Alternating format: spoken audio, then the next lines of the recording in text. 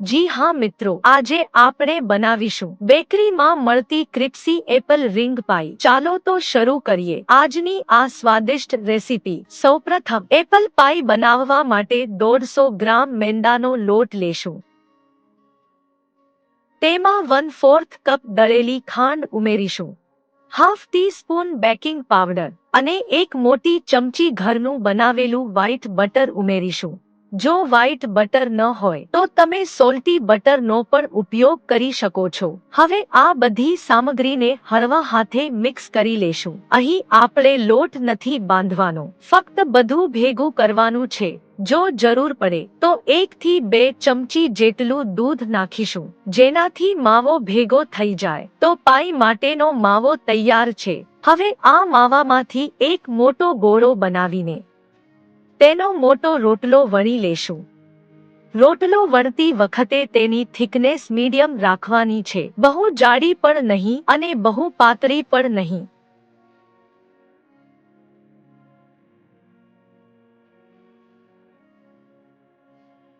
તો રોટલો વણી લીધો છે। હવે તેને આ રીતે ચાકુથી લાંબી લાંબી સ્ટ્રીપ્સ કાપી લેશું।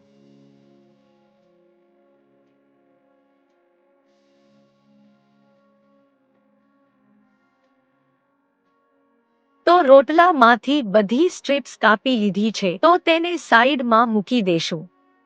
હવે કડાઈમાં નીચે રેતી મૂકી 10 મિનિટ માટે કડાઈને પ્રીહીટ કરવા મૂકી દેશું। કડાઈ પ્રીહીટ થાય છે ત્યાં સુધીમાં પાઈને તૈયાર કરી લઈએ। તે માટે મેં 2 મીડિયમ સાઇઝના ફ્રેશ સફરજન લીધા છે।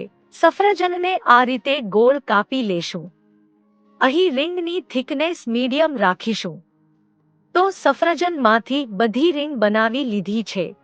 હવે કોઈ ધારવાળા કટરથી વચ્ચે આ રીતે કટ કરી લેશું, જેનાથી વચ્ચે મોટો હોલ થઈ જાય। મેં કટ કરવા માટે કોન કટરનો ઉપયોગ કર્યો છે। તમારી પાસે કોઈ પણ ધારવાળું ગોળ કટર હોય તો તે પણ ઉપયોગ કરી શકો છો। તો બધા સફરજનમાંથી વચ્ચે હોલ કરી લીધા છે।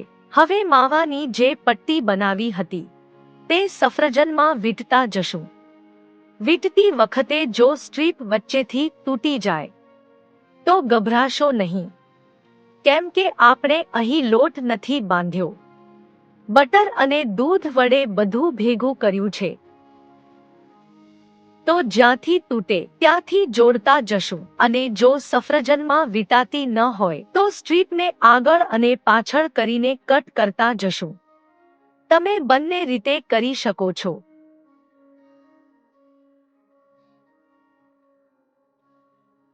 આવી જ રીતે બધી સફરજનની રીંગને તૈયાર કરી લેવાની છે।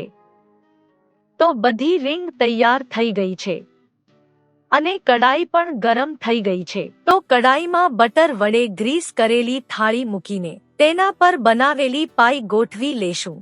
મૂકતી વખતે થોડી ગેપ રાખીશું, જેથી પાઈ એકબીજાને ચોટે નહીં અને ફૂલવા માટે તેને જગ્યા મળે। હવે તેને ઢાંકીને 45 થી 50 મિનિટ માટે લો થી મીડિયમ ફ્લેમ પર બેક થવા દેશું। તો 45 મિનિટ થઈ ગઈ છે, તો ચેક કરી લેશું। પાઈ નીચેથી એકદમ ગોલ્ડન બ્રાઉન થઈ ગઈ છે। હવે બધી પાઈને બીજી સાઈડ ફેરવીને ફરી ઢાંકી દેશું અને બેક થવા દેશું। જ્યાં સુધી બંને બાજુ ગોલ્ડન બ્રાઉન ન થાય ત્યાં સુધી બેક કરીશું। તો બંને બાજુ બેક થઈ ગઈ છે, તો ગેસ બંધ કરી તેને રૂમ ટેમ્પરેચર પર ઠંડી થવા દેશું। તો તૈયાર છે બહાર જેવી ક્રિસ્પી ટેસ્ટી એપલ રિંગ પાઈ, જે સ્વાદમાં એટલી ટેસ્ટી લાગે છે કે ખાવાનું મન વારંવાર થઈ જાય। તો આ રેસીપીને એકવાર જરૂર ટ્રાય કરજો, તમને ચોક્કસ પસંદ આવશે। તો મિત્રો, આજની રેસીપી તમને કેવી લાગી તે કોમેન્ટ કરીને જરૂર જણાવજો। અને હા, લાઈક, શેર અને જેસ્ટી રેસિપીઝ ચેનલને સબસ્ક્રાઇબ કરવાનું ભૂલતા નહીં। ફરી મળીશું એક નવી સ્વાદિષ્ટ રેસીપી સાથે।